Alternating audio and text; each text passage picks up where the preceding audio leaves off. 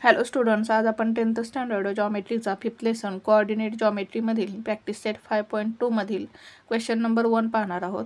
पहा क्वेश्चन काय दिला आहे. Find the coordinates of point P if P divides the line segment joining the points A and B in the ratio 2:3. आपल्याला काय दिलेलं आहे पहा. ए आणि बी या दोन पॉईंट्सना जॉईन करणारा जो लाईन सेगमेंट आहे त्या लाईन सेगमेंटला पी काय करतो, डिव्हाइड करतो 2:3 या रेशोमध्ये. आणि आपल्याला काय करायचं आहे, पी या पॉईंटचे कोऑर्डिनेट्स फाइंड करायचे आहेत. पहा हे एक्झाम्पल आपल्याला कसं सॉल्व्ह करता येईल. यामध्ये आपल्याला कोणता फॉर्म्युला यूज करावा लागेल. आता यामध्ये आपल्याला सेक्शन फॉर्म्युला यूज करावा लागणार आहे. प्रथम आपण पाहू की सेक्शन फॉर्म्युला काय आहे. सेक्शन फॉर्म्युला, आता समजा ए आणि बी हे दोन पॉइंट्स आहेत आणि ए आणि बी या दोन पॉइंट्सना जोडणारा हा काय लाईन सेगमेंट आहे. आता या लाईन सेगमेंटवरती पी हा एक पॉइंट आहे.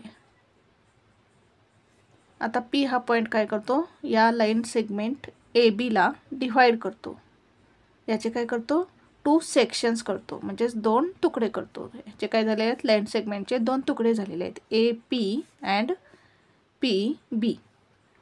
आणि पी हा पॉईंट काय करतो, या लाईन सेगमेंट ए बीला m:n या रेशोमध्ये डिव्हाइड करतो. आता आपण ए या पॉईंटचे कोऑर्डिनेट्स x1 y1 कन्सिडर करू आणि बी या पॉईंटचे कोऑर्डिनेट्स x2 y2 कन्सिडर करू. आणि हा जो पी पॉईंट आहे याचे कोऑर्डिनेट्स x आणि y कन्सिडर करू. आता आपल्याला ए आणि बी या दोन पॉईंटचे कोऑर्डिनेट्स दिलेले असणार आहेत. त्याचबरोबर आपल्याला m आणि n हा रेशो पण दिलेला असणार आहे. आणि आपल्याला हा जो पी पॉईंट आहे हा काय करतो, लाईन सेगमेंट ए बीला डिव्हाइड करतो. याचे आपल्याला कोऑर्डिनेट्स फाइंड करायचे असणार आहेत. एक्स आणि वाय हे कोऑर्डिनेट्स फाइंड करण्यासाठी फॉर्म्युला सेक्शन फॉर्म्युला यूज करायचा आहे. पहा सेक्शन फॉर्म्युला काय आहे. आता पी या पॉईंटचा एक्स कोऑर्डिनेट आपल्याला फाइंड करण्यासाठी फॉर्म्युला काय यूज करायचा पहा. X is equals to m x2 plus n x1 upon m plus n. काय केलं पहा आपण, एक्स कोऑर्डिनेट फाइंड करण्यासाठी m x2 plus n x1 upon m plus n. आणि y कोऑर्डिनेट्स फाइंड करण्यासाठी m y2 plus n y1 upon m plus n. हा काय section formula आहे. हा सेक्शन फॉर्म्युला यूज करून आपण एक्झाम्पल सॉल्व्ह करणार आहोत. जर आपल्याला एक्झाम्पलमध्ये रेशो दिलेला असेल तर आपल्याला एक्झाम्पल सॉल्व्ह करण्यासाठी सेक्शन फॉर्म्युला यूज करायचा आहे. पहा सॉल्व्ह करू आपण एक्झाम्पल. आता इथे आपल्याला काय दिलेले आहेत, ए आणि बी हे दोन पॉईंट्स दिलेले आहेत. आणि या दोन पॉईंट्सना जोडणारा जो लाईन सेगमेंट आहे त्या लाईन सेगमेंटला पी काय करतो, डिव्हाइड करतो 2:3 या रेशोमध्ये. पहा सॉल्व्ह करू आपण एक्झाम्पल. लेट एचे कोऑर्डिनेट्स काय आहेत पहा, -1, 7 इज इक्वल्स टू, आपण हे पॉईंट x1 y1 कन्सिडर करू.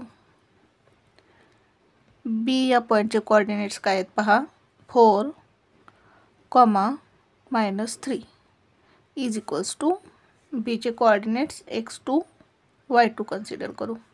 आणि पी या पॉईंटचे कोऑर्डिनेट्स आपल्याला फाइंड करायचे आहेत. पी या पॉईंटचे कोऑर्डिनेट्स आपण x अँड y कन्सिडर करू. आणि आपल्याला m:n हा रेशो दिलेला आहे, म्हणजेच m इज इक्वल्स टू किती येईल 2 and n is equals to किती येईल 3. आता आपण सेक्शन फॉर्म्युला यूज करू. By section formula x is equals to mx2 plus nx1 upon m plus n. X coordinate find करू आपण. आता आपल्याला m ची व्हॅल्यू दिलेली आहे, किती आहे 2. x2 किती आहे पहा 4 प्लस n ची व्हॅल्यू किती आहे 3. Into x1. x1 किती आहे पहा, -1 upon m plus n. m किती आहे 2, n किती आहे 3. 2 + 3 इज इक्वल्स टू 2 4 जार 8. आता +3 इंटू -1. 3 1 जार 3 आणि प्लस मायनस काय होईल, मल्टिप्लिकेशन करताना मायनस होईल, -3 येईल upon 2 + 3 5 is equals to 8 - 3 5 upon 5 is equals to 1. 5 1 जार 5 5 1 जार 5 म्हणजेच आपल्याला काय मिळेल, x कोऑर्डिनेट 1 मिळेल. x ची व्हॅल्यू किती मिळाली, 1. आता आपण y कोऑर्डिनेट फाइंड करू. y is equals to m. आता इथे x2 च्या ठिकाणी y2 येईल.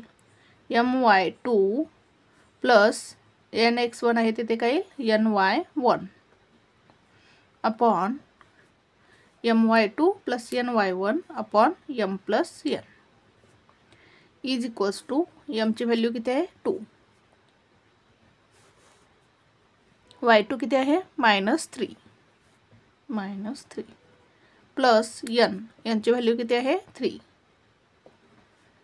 y1 किती आहे पहा 7 अपॉन m प्लस n म्हणजेच 2 + 3. m ची व्हॅल्यू किती आहे 2, n ची व्हॅल्यू 3. 2 + 3 इज इक्वल्स टू 2 3 जार 6 आणि साइन काय येईल, -2 इंटू -3 -6 येईल प्लस 3 7 जार 21 अपॉन 2 + 3 5 इज इक्वल्स टू -6 + 21 म्हणजेच 21 - 6 किती येईल पहा, 15 अपॉन 5.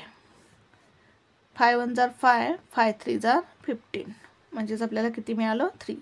y ची व्हॅल्यू किती मिळाली आपल्याला, 3 मिळाली. म्हणजेच x कोऑर्डिनेट आपल्याला 1 मिळाला, y कोऑर्डिनेट 3 मिळाला. आन्सर लिहू आपण. Therefore the coordinates of point P are 1, 3. अशा प्रकारे हे एक्झाम्पल सॉल्व करायचं होतं. पहा पुन्हा एकदा आपण एक्झाम्पल कसं सॉल्व केलं.